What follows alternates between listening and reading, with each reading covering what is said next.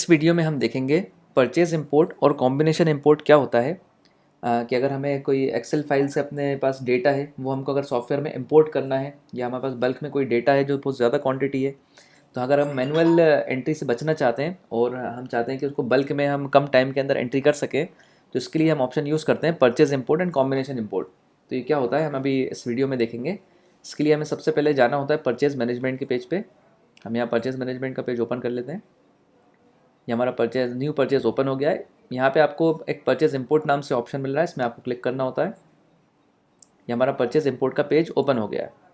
अभी हम यहाँ पे देखेंगे कि हमें किस तरह से कोई एक्सेल शीट है जिसमें हमारा ऑलरेडी डेटा है, जिसमें ज़्यादा आइटम्स हो सकते हैं, 1000 आइटम्स हो सकते हैं, 5000 आइटम्स हो सकते हैं, तो हम उसको किस तरह से सॉफ्टवेयर में इंपोर्ट कर सकते हैं। तो सबसे पहले हमारे पास एक यहाँ पे ऑप्शन होता है जिसमें लिखा होता है जनरेट सैम्पल। इसमें हमें क्लिक करना होता है। अब ये जो जनरेट सैंपल ऑप्शन है हमारा, अब ये कन्वर्ट हो गया है डाउनलोड सैंपल में। हमें इस डाउनलोड सैंपल पे क्लिक करना होता है जिससे कि हमारे पास एक सॉफ्टवेयर से जनरेट होके एक्सेल फाइल डाउनलोड होती है। तो हम डाउनलोड सैंपल पे क्लिक कर लेते हैं। ये हमारे पास एक एक्सेल फाइल डाउनलोड हो रही है एक्सेल एस एक्स फॉर्मेट के अंदर। इसे हम सेव कर लेते हैं। हम डायरेक्टली चाहें तो उसको ओपन भी कर सकते हैं। जो हमारा अगर हमारे पास लाइब्रेरी ऑफिस है या फिर हमारे पास अगर एक्सेल डाउनलोडेड है तो हम किसी भी मोड में इसको ओपन कर सकते हैं। हमारे पास लाइब्रेरी ऑफिस है तो हम इसमें इस फाइल को ओपन कर लेते हैं इस फॉर्मेट में।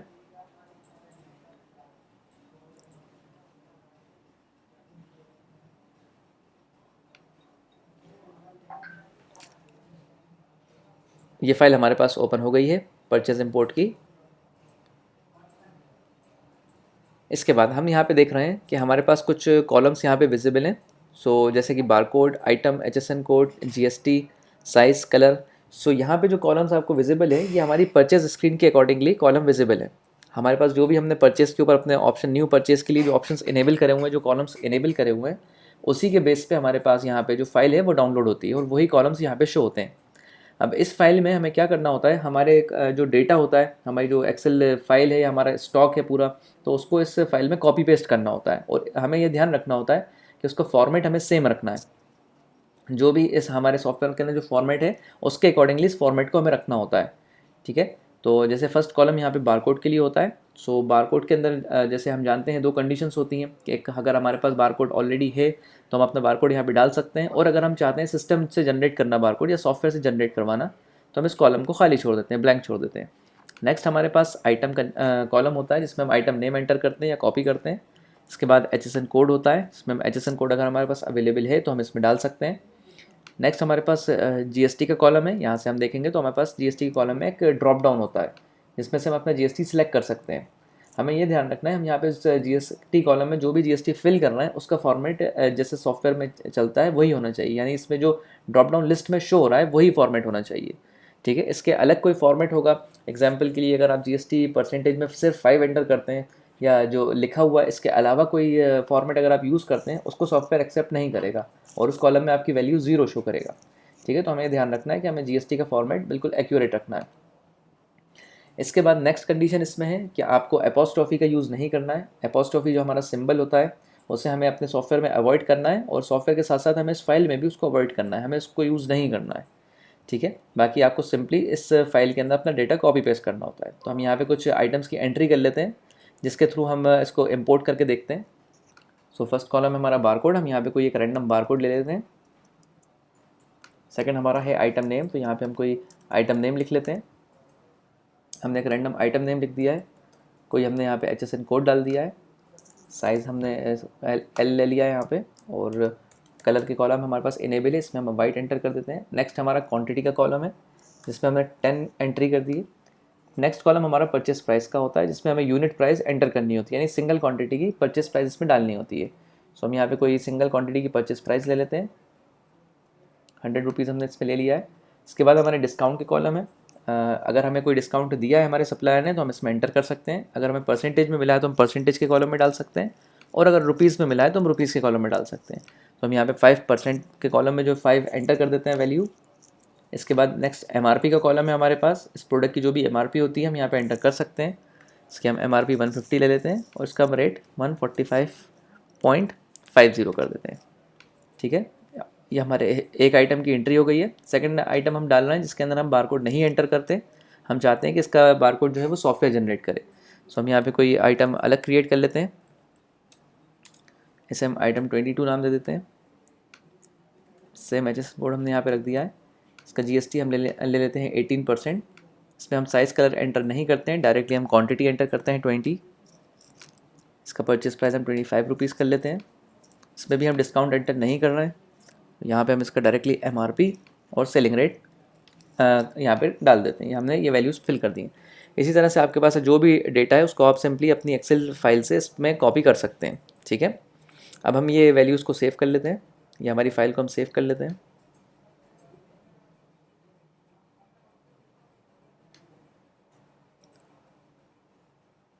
इसको हमने डेस्कटॉप पे सेव कर लिया है।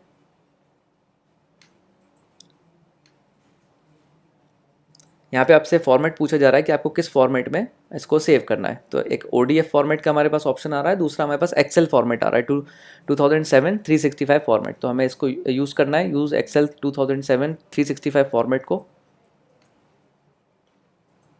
ठीक है। अब इस फाइल को हम क्लोज कर देते हैं। इसके बाद ये हमारा जो परचेज इंपोर्ट का पेज है, इसके ऊपर कुछ इन्फॉर्मेशन है, इसको हम डिस्कस कर लेते हैं। पहले सबसे पहले तो यहाँ पे जो अलाउड फाइल फॉर्मेट है, इसका जो फाइल फॉर्मेट है वो .xlsx ही होना चाहिए, ठीक है। इसके अलावा कोई फॉर्मेट अगर आप रखते हैं तो वो इंपोर्ट नहीं होगा आपका। सो हमें सबसे पहले इस फॉर्मेट का ध्यान रखना होता है कि जो फाइल का फॉर्मेट है जो हम इंपोर्ट कर रहे हैं वो XLSX में ही होना चाहिए। नेक्स्ट हमारा डेट का फॉर्मेट होता है। अगर हम किसी तरह की डेट एंटर कर रहे हैं, जैसे कोई एक्सपायरी डेट या मैन्युफैक्चरिंग डेट, तो उसका फॉर्मेट DD MM YY में होना चाहिए, जैसा कि यहाँ पे ऑलरेडी मैंशनड है। फिर हमारा नीचे कुछ डिटेल्स आती हैं, जैसे कि सप्लायर का नेम आता है, हम किस सप्लायर की फ़ाइल इंपोर्ट कर रहे हैं या अपने ओपनिंग स्टॉक की फ़ाइल इंपोर्ट कर रहे हैं, तो हमें यहाँ से अपना सप्लायर सेलेक्ट करना होता है। हम यहाँ पे कोई एक सप्लायर ले लेते हैं, सेलेक्ट कर लेते हैं। नेक्स्ट हमारा इन्वॉइस नंबर का कॉलम है। यहाँ पे हमारा जो भी इन्वॉइस नंबर है हम यहाँ पे एंटर कर सकते हैं। इसमें भी हमने 5555 एंटर कर दिया है। इसके बाद हमें डेट सेलेक्ट करना होती है यहाँ से, इस कैलेंडर से जिस भी डेट की आपकी इन्वॉइस है आप यहाँ से सेलेक्ट कर सकते हैं। नेक्स्ट हमारा टैक्स टाइप है। इस इन्वॉइस में आपका जो टैक्स है वो नॉन GST इन्वॉइस है आपकी, या एक्सक्लूसिव की है या इंक्लूसिव की है, तो आप इसको अपने अकॉर्डिंगली सेलेक्ट कर सकते हैं। डिफ़ॉल्ट में एक्सक्लूसिव सेलेक्टेड है। इसके बाद इंपोर्ट टाइप में हमें यहाँ पे सिलेक्ट रखना होता है परचेज इंपोर्ट, जो कि ऑलरेडी डिफ़ॉल्ट सेलेक्टेड रहता है। फिर हमारे पास यहाँ पे ब्राउज का ऑप्शन होता है, जहाँ से आप अपनी फाइल को सिलेक्ट करते हैं, अपने सिस्टम से अटैच करते हैं। तो हमने इस पर क्लिक किया है। हम यहाँ से डेस्कटॉप ओपन कर लेते हैं। यहाँ पे हमारी फाइल हैगी परचेज इंपोर्ट की, जो हमने सेव की थी, इसको हम क्लिक करके ओपन कर लेते हैं। ये हमारी फाइल अटैच हो गई है यहाँ पे। इसके बाद हमें डायरेक्टली सेव के बटन पे क्लिक करना होता है। तो हमने सेव के बटन पे इसको क्लिक किया, आपसे कन्फर्मेशन मांगा जा रहा है, इसको आपको ओके करना होता है। हमारे पास मैसेज सक्सेसफुली डन का अलर्ट आ गया है कि हमारी जो फाइल है वो सक्सेसफुली सेव हो गई है। अभी आप देख सकते हैं हमारे पास राइट हैंड साइड में जो टेबल है इसमें हमारी फाइल यहाँ अटैच हो गई है, ठीक है। अभी हमारी जब हम सेव करते हैं तो सबसे पहले हमारी से फाइल अटैच होती है, इसका डेटा हमारे सॉफ्टवेयर में नहीं आता है, ठीक है। सो हम पहले इस टेबल को टैली करते हैं, इसमें क्या क्या इन्फॉर्मेशन है हमारे पास। यहाँ पे हमारे पास परचेज ID आ रही है, जो परचेज इंपोर्ट की ID है। इसके बाद यहाँ पे हम सप्लायर का नेम देख सकते हैं, हमने कौन से सप्लायर के नेम पे इसको सेव किया हुआ है। यहाँ पे इनवॉइस नंबर हमारा आ रहा है, जो हमने इनवॉइस नंबर डाला हुआ था। इसी तरह से हमारी डेट आ रही है, जो भी हम डेट सेलेक्ट करते हैं।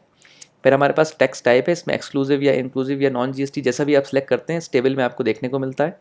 नेक्स्ट हमारा कॉलम होता है स्टेटस का। स्टेटस में हमारी अभी फाइल का जो स्टेटस की डिटेल है वो आ रही है इन प्रोग्रेस। इट मीन्स कि अभी हमारी फाइल प्रोग्रेस में कंप्लीट नहीं हुई है, यानी हमारी अभी से फाइल अटैच हुई है, डेटा भी डाउनलोड नहीं हुआ है, यानी डेटा भी पूरा सॉफ्टवेयर में नहीं आया है। नेक्स्ट हमारे पास इस फाइल को डाउनलोड करने का ऑप्शन है। अगर हम इस पर क्लिक करेंगे तो हमारी फाइल एक्सेल में डाउनलोड हो जाएगी, और अगर हम इस फाइल को इस टेबल से डिलीट करना चाहते हैं तो हम डिलीट का बटन यूज़ करके इसको डिलीट कर सकते हैं। इसके बाद हमारे पास यहाँ पे दो कंडीशंस हैं। एक में लिखा है क्रोन जॉब 1, कंडीशन नंबर 2 है क्रोन जॉब 2। इनका क्या यूज़ होता है? क्रोन जॉब 1 का यूज़ ये है कि अगर हम हमारी जो फाइल है उसमें जो आइटम्स हैं उसका हम सिर्फ आइटम मास्टर क्रिएट करना चाहते हैं, या कॉम्बिनेशन क्रिएट करना चाहते हैं, या सिर्फ आइटम नेम क्रिएट करना चाहते हैं, ठीक है, बिना क्वांटिटी के, बिना परचेस रेट के, ठीक है। तो अगर हम क्रोन जॉब 1 पे प्रेस करते हैं, इससे हमारे जो आइटम्स हैं उसका एक मास्टर क्रिएट होता है सॉफ्टवेयर में, इससे कोई परचेज एंट्री नहीं होती है, ठीक है। तो हमें सबसे पहले इसमें क्रोन जॉब 1 पे क्रिएट करना होता है। हमने क्रोन जॉब 1 को रन किया, यहाँ पे हमारे पास सक्सेसफुली कॉम्बिनेशन क्रिएटेड का मैसेज आ गया है, उसको हमने ओके किया। इसके बाद हम जब स्टेटस देखते हैं तो यहाँ पे स्टेटस इन प्रोग्रेस 1 लिखा आ जाता है, यानी हमारा क्रोन जॉब 1 कंप्लीट हो गया है, ठीक है। क्रोन जॉब 1 कंप्लीट होने का मतलब है कि हमारे जो आइटम्स थे, राइट, जो हमारे इस फाइल में आइटम्स थे उसका एक मास्टर क्रिएट हो गया है। अभी इसकी कोई परचेज एंट्री नहीं हुई है, हमारी क्वांटिटी सॉफ्टवेयर में नहीं आई है, ठीक है, परचेज एंट्री इसमें नहीं सेव हुई है। तो अब अगर हमें परचेज एंट्री भी सेव करना है, हमें अगर कॉम्बिनेशन क्रिएट करने के साथ साथ इसको एज अ परचेज सेव करना है ताकि हम इस आइटम को सेल कर सकें, इस कंडीशन में हमें क्रोन जॉब 2 प्रेस करना होता है। तो क्रोन जॉब 2 प्रेस करने से हमारी जो फाइल है वो as a purchase entry, as a purchase bill हमारी सेव हो जाती है सॉफ्टवेयर में, जिससे कि हम उसको सेल कर सकते हैं। अभी हमारी सिर्फ आइटम लिस्ट क्रिएट हुई है, अभी परचेज एंट्री नहीं हुई है क्रोन जॉब 1 से। तो अब हम क्रोन जॉब 2 को भी प्रेस करेंगे। ये हमने क्रोन जॉब 2 को भी रन किया, हमारे पास परचेज सक्सेसफुली सेव का मैसेज आ गया है कि अब ये जो फाइल थी हमारी एज अ परचेज सेव हो गई है, एज अ बिल परचेज के बिल सेव हो गई है। इसको ओके करते हैं। अब हम स्टेटस यहाँ पे देख रहे हैं तो ये स्टेटस हमारा कंप्लीटेड लिखा आ रहा है, यानी इस फाइल की कंप्लीट एंट्री हो चुकी है, कंप्लीट प्रोसेस हो गई है हमारी। ठीक है, अब हम इसको स्टोर रिपोर्ट से टैली कर लेते हैं। हम स्टोर रिपोर्ट को न्यू टैब में ओपन करते हैं। यहाँ पे हम अपनी परचेज रिपोर्ट को ओपन कर लेते हैं जो हमारी आज ही की डेट की है। ठीक है, इसको हम व्यू कर लेते हैं डायरेक्टली। सो यहाँ पे हम देख रहे हैं हमारा ABC इलेक्ट्रॉनिक्स जो भी हमने इंपोर्ट की है वो फाइल यहाँ पे शो हो रही है इस टेबल के अंदर। इसको हम व्यू कर लेते हैं।